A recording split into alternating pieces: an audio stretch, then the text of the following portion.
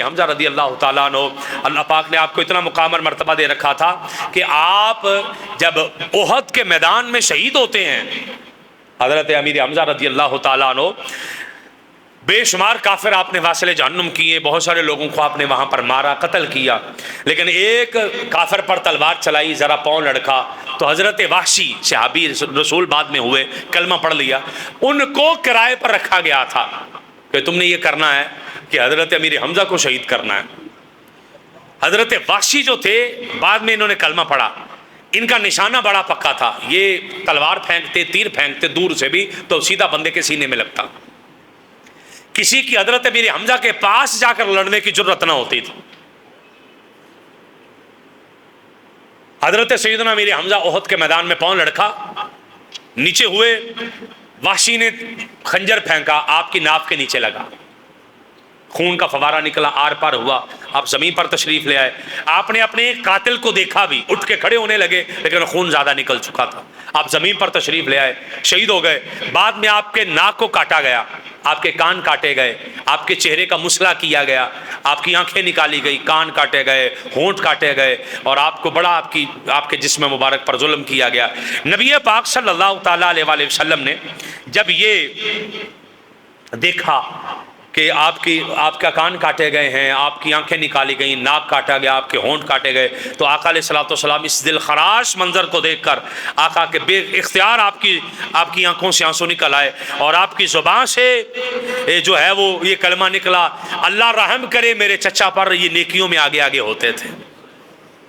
اللہ رحم کرے میرے چچا پر، یہ نیکیوں میں بھلائی میں آگے آگے ہوتے تھے،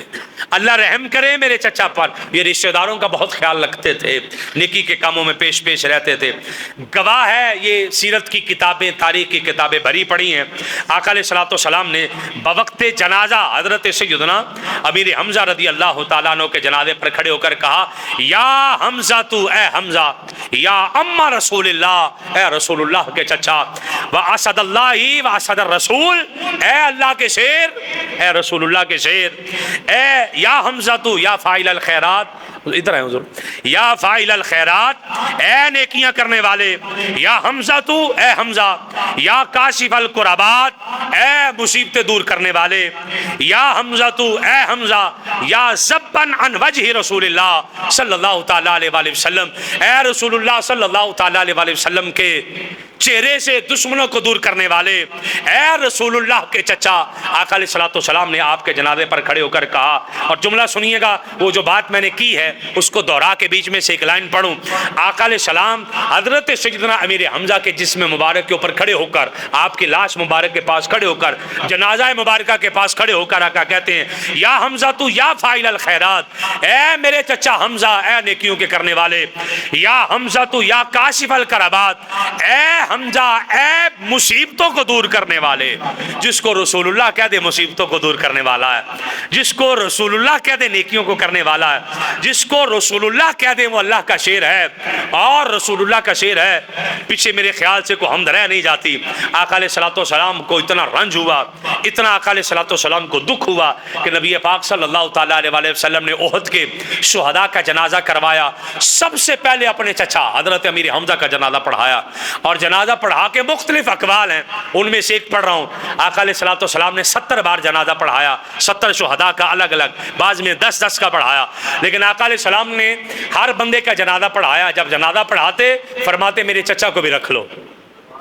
میرے چچا کو بھی رکھ لو، میرے چچا کو بھی رکھ لو، میرے چچا کو بھی رکھ لو۔ 70 بار آقا علیہ الصلوۃ والسلام نے حضرت سید الشہداء سیدنا امیر حمزہ کا جنازہ پڑھایا، اور یہ وہ اعزاز ہے جو صرف حضرت سیدنا امیر حمزہ کو ملا، اس کے علاوہ کسی کو اعزاز نہ ملا۔ اور نبی پاک صلی اللہ تعالیٰ علیہ وآلہ وسلم نے آپ کی شہادت پر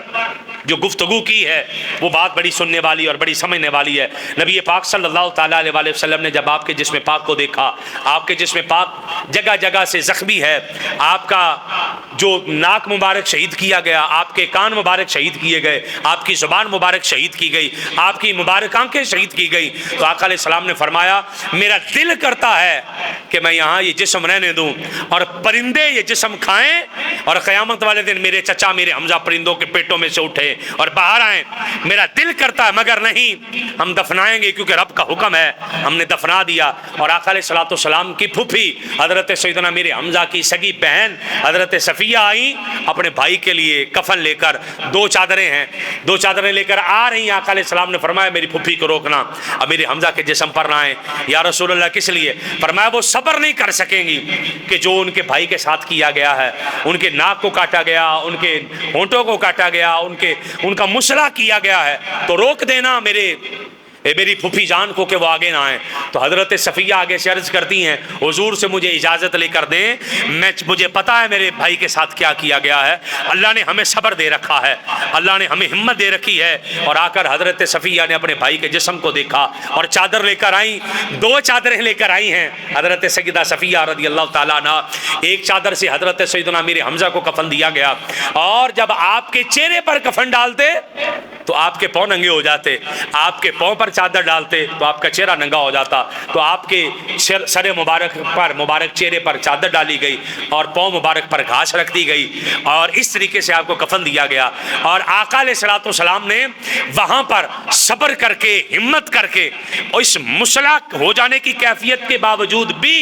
نبی پاک صلی اللہ تعالیٰ علیہ وسلم نے صبر کا دامن ہاتھ سے نہ چھوڑا، اور آپ نے کسی بندے کا بھی بعد میں، جو قاتل پکڑے گئے، جو مارے گئے، یا جنہوں نے بعد میں کلمہ پڑھا، حضور نے کسی کا بھی مسئلہ نہ فرمایا۔ آقا علیہ الصلوۃ والسلام نے کسی کے کان چہرے کو نہ کاٹا گیا، بلکہ حضرت وحشی آقا کی بارگاہ میں آئے کلمہ پڑھنے کے لیے، نبی پاک صلی اللہ تعالیٰ علیہ وسلم کے سامنے آئے، حضور اللہ سارے گناہ معاف کرے گا؟ ایک لمبا واقعہ حضرت وحشی کے کلمہ پڑھنے کا، فرمایا کرے گا۔ انہوں نے ساری بات سنائی، آقا علیہ السلام نے فرمایا وحشی تو کلمہ پڑھ۔ حضور میں نے تو سید الشہداء کو شہید کیا، حضرت امیر حمزہ آپ کے چچا کو، کیا اللہ میرا کلمہ بھی قبول فرما لے گا؟ فرمایا ہاں تو کلمہ پڑھ لے، تجھے جنت لے کے دینا مصطفیٰ کا کام ہے۔ آقا علیہ السلام نے حضرت وحشی کو بھی معاف کر دیا، لیکن حضرت وحشی غیرت مند انسان تھے، کلمہ پڑھنے کے بعد کہنے لگے میں نے سید الشہداء کو شہید کیا ہے، میرے دل کو چین نہیں آتا، میں اب کسی ایسے بندے کو ماروں گا کہ بدلہ ہو جائے، میں کسی ایسے کافر کو ماروں گا کہ بدلہ برابر ہو جائے۔ جب مسلمہ کذاب نے جنگ لڑی، جنگ یمامہ، تو حضرت وحشی تاک لگا کے بیٹھے تھے کہ کاش مسلمہ کو مارنے کے لیے مجھے موقع مل جائے۔ تو آپ حضرت وحشی نے مسلمہ کذاب کو مارا، اور مار کر کہا کرتے تھے کہ میں نے زمانہ جاہلیت میں اسلام کے معزز ترین بندے کو شہید کیا ہے، اور زمانہ اسلام میں میں نے کفر کے گندے ترین بندے کو مارا ہے، میں نے مسلمہ کذاب کو مارا ہے۔ اور حضرت وحشی تسلی کا اظہار کرتے تھے کہ میں نے حضرت سید الشہداء کا بدلہ لیا ہے مسلمہ کذاب کو مار کر، کہ اس نے نبوت کا دعویٰ کر رکھا تھا۔